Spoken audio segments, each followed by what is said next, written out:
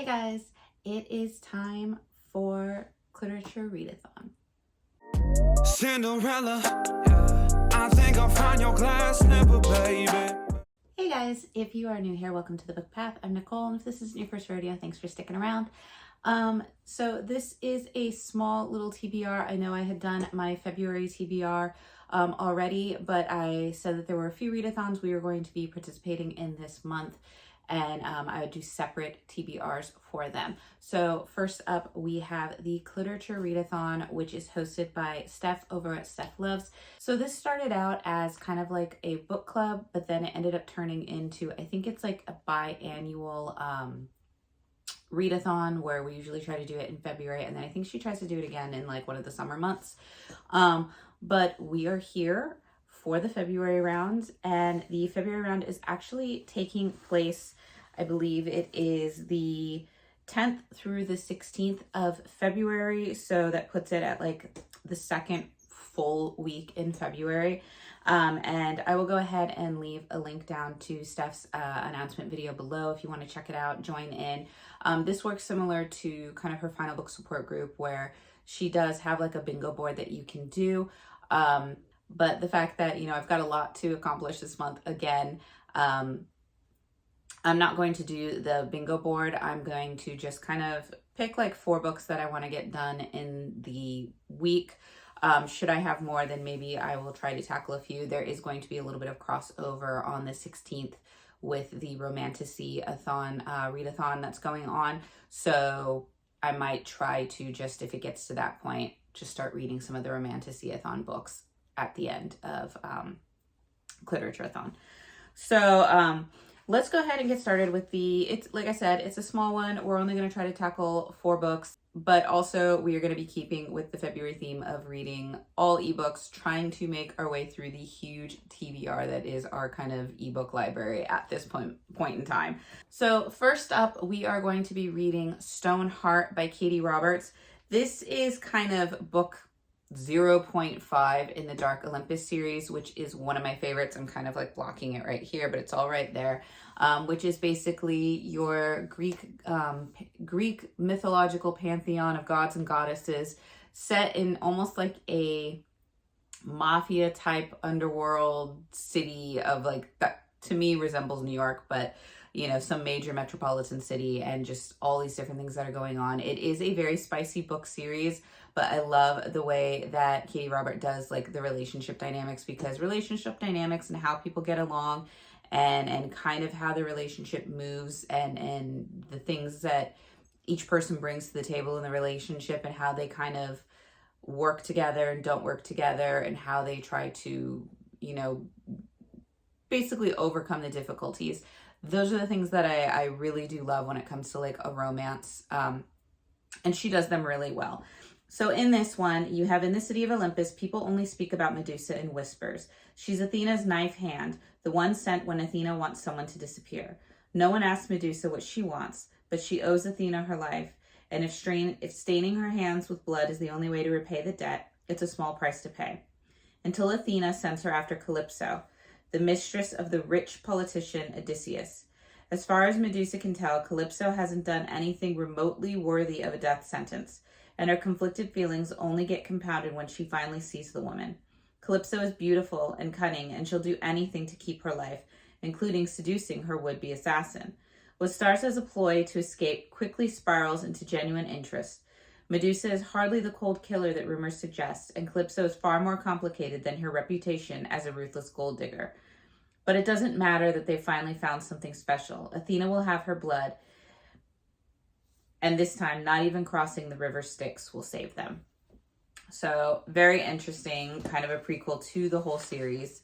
But that is one that I'm looking forward to. It's going to be a very short read. I think it's like less than 100 pages long. So, hopefully we'll get through that quickly and I can add it as another book done in the series. So next up, we are going to be reading Sword of Lions by T.Z. Krasner. This is book 1 in the Fateful series.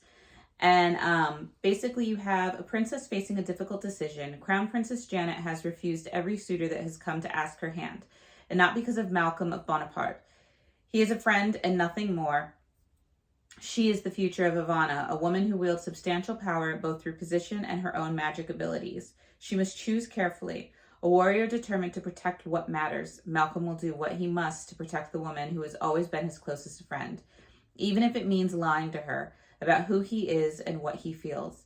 And when her family falls under a dark curse, he is the only one she can trust to get her to the Forest Tower, home of the ancient wizard Merlin. In 7 days to save the kingdom, dangers lie around every turn in the road, and a former friend hunts them every step at the behest of a dark enemy.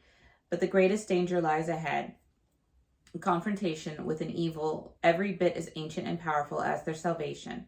And beyond all that, Janet must contend with something she spent years denying, her own heart. So a little bit of adventure, a little bit of romance. Obviously, we have some Arthurian influences in here with Merlin, so it'll be interesting to see how this kind of plays into that kind of Arthurian folklore and how it's influenced. But once again, I think all of these ones are really short reads, just because I'm trying to get through a lot of them. And I think a lot of the ebooks I have in general tend to be more on the novella side. There's a few that are larger, but I think a lot of them run like under 300 pages, which is fantastic for this month. Okay, so next up we have a book, and I am going to apologize ahead of time. I'm going to do my best with the author's name, so I am so sorry if I get this wrong. But we have A Court of Blood and Void by Meg Shweme, and then it's I don't know if it's just X or if it's like sh or something, but Meg Shweme X. And this is book 1 in the War of the Gods. Honestly, I loved the cover because this girl just looked so badass. But basically you have, they call me beautiful, they call me a monster, and soon they will call me death.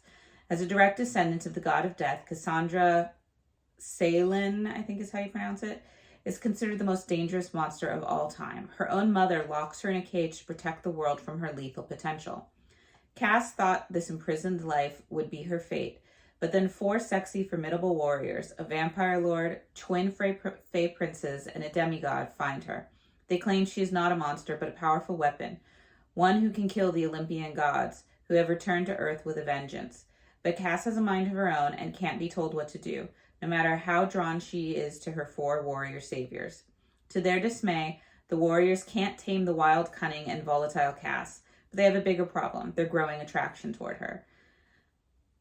To turn the woman they desire into the ultimate weapon and ensure Earth's survival, they'll have to conquer her body and heart, which seems even more impossible than winning the war against the atrocious gods.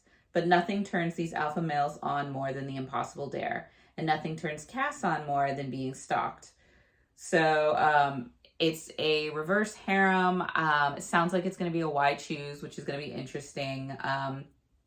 It has a little bit of like a Greek mythology element, because I'm assuming that's what they mean when they say the Olympian gods, because that's kind of who we attribute with that. But it's going to be interesting because you have that paranormal, supernatural element that I haven't really seen with a Greek god element to it. So you have the wolf shifters and the fays and then the Greek gods. So it's going to be interesting, and I'm kind of loving it. So we will see how that one goes. So for our 4th and final book for the Cliterature Readathon, we are going to read To Claim a King by May Sage. This is book 1 in the Age of Gold series. And basically with this one, accused of consorting with demons in her hometown, Xandri flees, only to find herself in a greater danger. She's a mere human woman, thrust in a brutal tournament pitting vicious dragon females against each other. Yet she can't find it in herself to give up, as the winner will claim the throne and, more importantly, the hand of the enticing Dragon King. So I think it's interesting because you do have this like bachelorette, if you will, style competition, but with dragon females, which you don't always really hear a lot about the dragon females. You hear a lot about dragon males, but not a lot about the dragon females.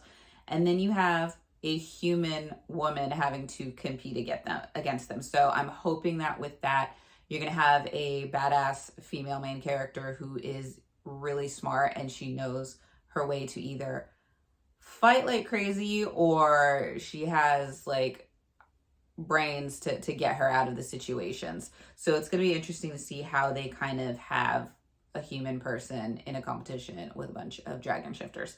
But yeah, that is basically what I am going to be reading for the Cliterature Readathon. It's not a lot, but we don't know what that week has. I think the week after my kids will be on winter break, which I find funny because it's in February and I thought they had winter break with Christmas. But that's me and that's my age because we only had winter break, which was also the Christmas holiday break, and spring break, which was in spring. So it is what it is. But it sounds like it's going to be a lot of fun. If you want, like I said, go ahead and check out her announcement video. Check out the bingo board. It has some fun things on there. Normally I would do the bingo board, but like I said, I've just got a lot of stuff that I'm trying to get through because we are still trying to complete the Reddit bingo board, or the Reddit fantasy bingo board challenge. So I don't think none of these are on that challenge, but they're going to be great little kind of fillers and escapes before we go back to a few of them, because I think we do have a few in the other readathon. But hopefully you guys will join. It will be a blast. And if you are, let me know your thoughts down below. If you're joining, if you're going to do the bingo board, if you're doing like the 4-book, I think she has like, I think she's done some artwork for like if you do 4 books and then like if you do 6 books and things like that. So let me know which kind of challenge you're going with, or if you're just gonna like mood read through it, that is a good thing too. You know, it's just every type of romance doesn't have to be spicy, doesn't have to be clean. You do you. But other than that, I hope you guys are staying warm, staying safe, and staying healthy. And I look forward to seeing you guys in the next video. Bye. Where do you go to? Where do you go?